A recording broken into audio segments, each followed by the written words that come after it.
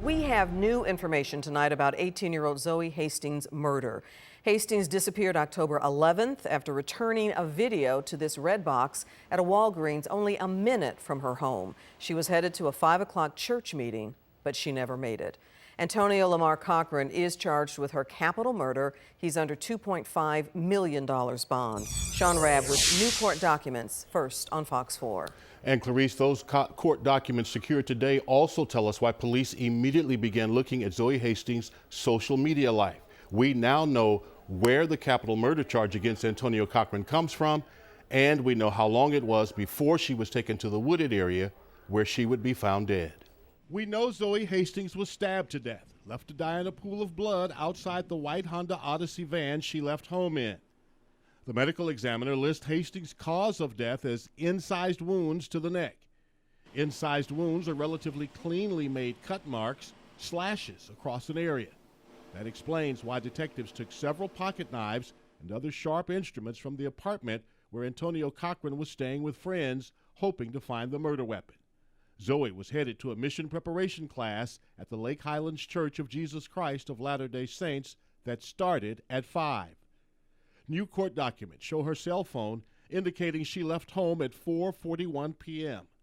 1 minute later, 4:42 p.m., she was returning a video rental to the red box outside Walgreens at Peavy and Garland Roads. 5:01, Hastings' cell phone is at the crime scene where her body would be found Monday morning. 20 minutes after leaving home and at the very moment her Bible class was to get underway. 34-year-old Antonio Cochran is charged with capital murder. The evidentiary search warrant affidavit reads, "The male committed capital murder to Zoe Hastings by causing her death and taking property of her car keys." Police are searching social media accounts of both Cochran and Hastings. Documents tell us platforms like Facebook and the popular dating app Tinder. A close friend of Hastings confirmed she utilizes an active Tinder account and that detectives observed a Tinder notification on her cell phone. That cell phone found inside the white Honda Odyssey van Zoe Hastings left home in. Now, eyewitnesses say Cochran got out of a silver car, that's a 2007 Honda, and approached Zoe Hastings at that Walgreens. First, he's about 6 to 7 miles from his home on Amesbury, sitting in a car outside Walgreens, till she drives up.